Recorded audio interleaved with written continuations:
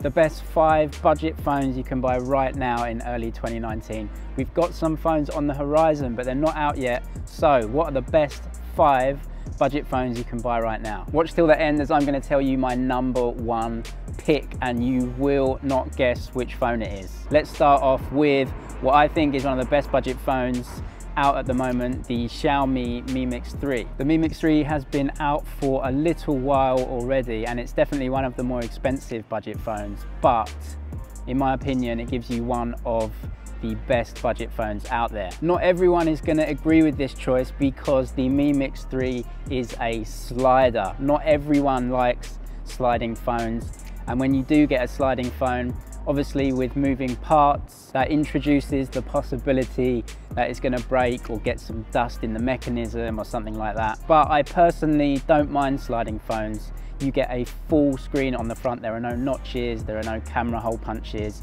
Because of that slider, you get a full screen on the front. You get a 6.4-inch AMOLED display. You get the AMOLED display in there. I think at this price level, the difference between AMOLED and LCD is actually not that big. Once you get to the really expensive AMOLED panels, they're way better than LCD, but this isn't going to be one of the most expensive AMOLED panels.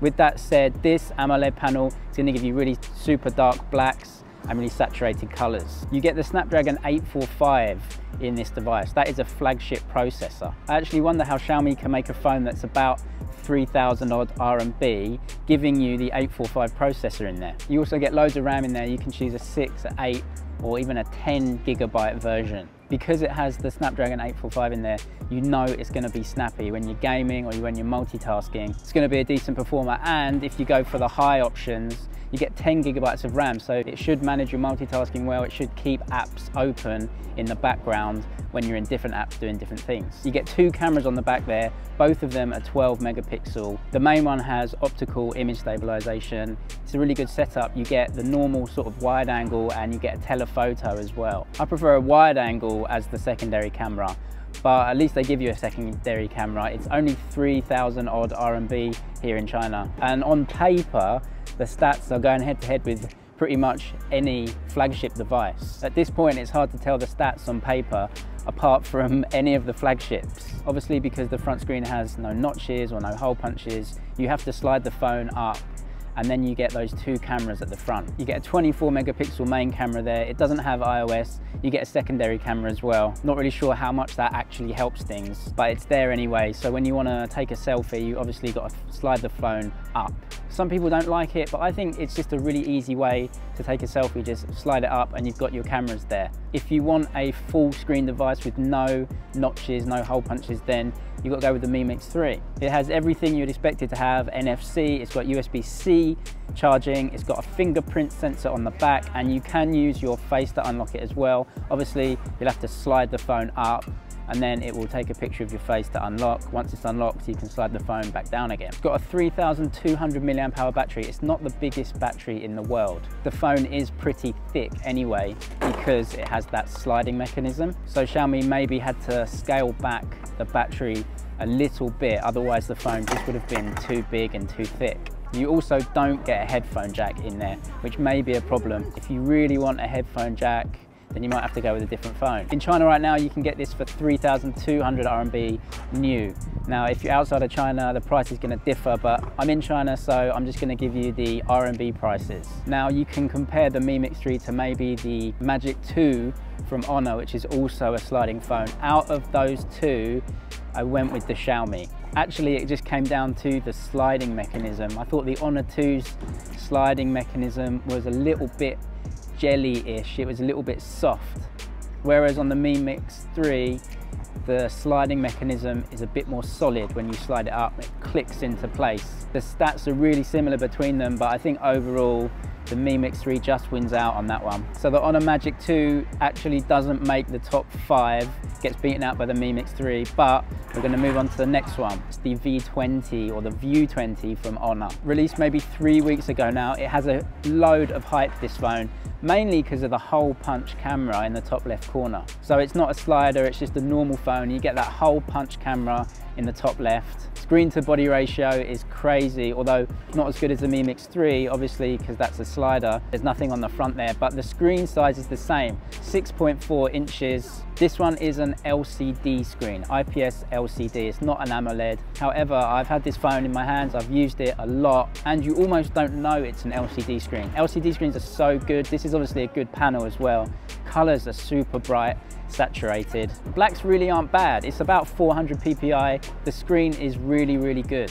The chip is also really good in it. You get the newest version of Huawei's chip, which is the Kirin 980. That's done on a 7 nanometer process. That is better than the 845 from Snapdragon that the Xiaomi Mi Mix 3 uses. So you should get better battery life. Obviously, because the Kirin and the Snapdragon are from different companies, you can't exactly say that one is better than the other. You're gonna have to look at benchmarks. But for everyday normal use, both of these are going to do really well. You get loads of RAM options, starting at 6 gigabytes, going up to 8 gigabytes of RAM.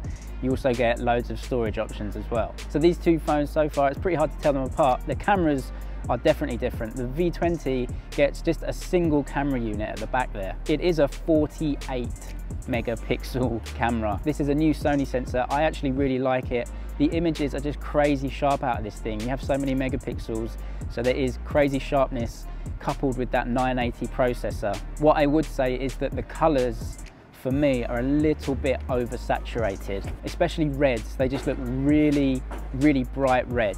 It's definitely not true to life. It's over sharpened and the colors are oversaturated. That's not good or bad, it just comes down to personal preference whether you like that or not. Huawei use what they call AI technology to zoom in or change the angle and things like that. There is no optical image stabilization on that camera, which is a bit of a letdown if I'm honest. Huawei say they use gyro EIS, so they're using the processor to stabilize the image. That is just never good as hardware stabilization. It is more expensive than the Mi Mix 3. It's about 500 RMB more expensive than that phone, but the specs mostly are really comparable. Obviously, because it's a new phone released this month, then it has that new phone premium and you're gonna have to pay a bit more for it. Moving on to number 3 is the Nova 4 from Huawei. Now the V20 and the Nova 4, I'm gonna put these together as essentially one phone. The stats are just too similar. They're made by the same company, they have exactly the same screen with exactly the same hole punch cutout. They were released at the same time. They do have some differences though. In the hand, they pretty much feel exactly the same, and that front screen, I'm pretty sure is exactly the same panel. The Nova 4 has the 970 processor, the old processor from Huawei.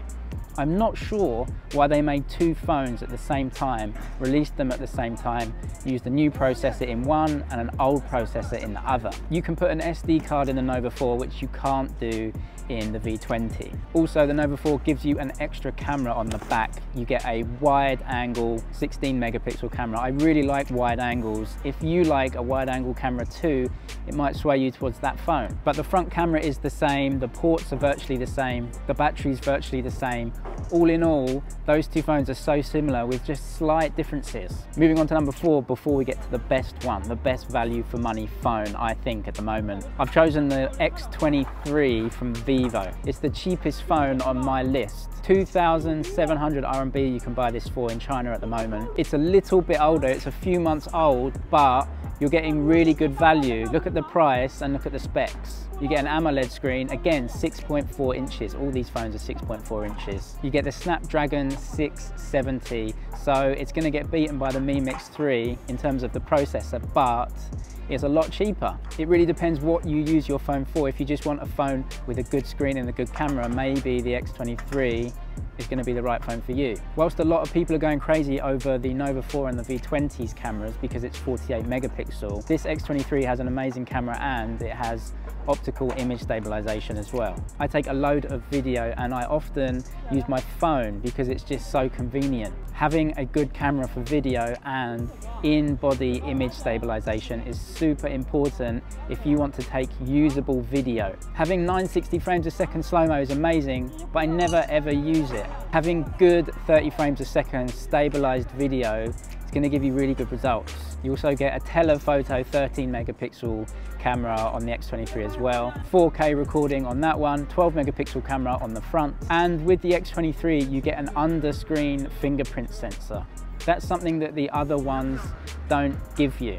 It's the only one in my list to have it, and it's a really cool feature to be able to use that on the underside of your screen on the front of the device. You don't get USB-C, which is a bit of a letdown, but I think bang for your buck, value for money, this is a really good phone. All right, moving on to the winner, the number one, my best choice for budget smartphone. A lot of people are not going to agree with me on this one. It's a bit out of left field, but bear with me when I tell you. Budget phones or mid-range phones are about value for money, getting the best specs at the lowest price. So my best budget phone, my choice, my advice to get the best bang for your buck is the Huawei Mate 20. Now, why is this a strange choice? Because it's not a budget phone, but just hear me out. The Mate 20 is part of Huawei's flagship devices, Mate 20, Mate 20 Pro, Mate 20X. These offer pretty much the best of the best that Huawei can give us. The Mate 20 is not a budget phone. The price of that pushes it into non-budget territory. But here's the thing. In China, there's this app called Xianyu, and it's basically the same as eBay, okay? So go on there and buy a used or refurbished Mate 20. Please don't click off the video now, just hear me out. As soon as a phone is secondhand, it loses a lot of its price. The Mate 20 is not an old phone, so if someone's used it, they're not going to have used it for very long. This is the best way to get the best value phone. Go on eBay or Amazon and look at the price. The Mate 20 uses an LCD screen, but because it's one of Huawei's flagships, the quality of the screen is going to be better. You get a cool little dewdrop or water drop notch in the middle. It's an awesome screen. Whenever I use it, I really, really like it. You get Huawei's 980 chip, their best chip. So what about the cameras? You get 3 cameras on there. You don't get a huge megapixel count camera like the Nova 4 or the V20, but the iPhone has a 12 megapixel main camera and this one has a 12 megapixel main camera too. You get an ultra wide camera in there and a telephoto in there as well. In terms of camera options, this gives you by far and away the most useful camera out of all of these phones. You get loads and loads of options. You can zoom in close or you can go wide. Because the Mate 20 is part of Huawei's flagship range, you know the sensors are going to be better than it uses in their budget phone category. You get NFC, you get a 4,000 milliamp hour battery, one of the biggest in the bunch, and you get a headphone jack. Now, what is the price of this? I've gone on Xianyu today, and just so you know, I'm not making this up.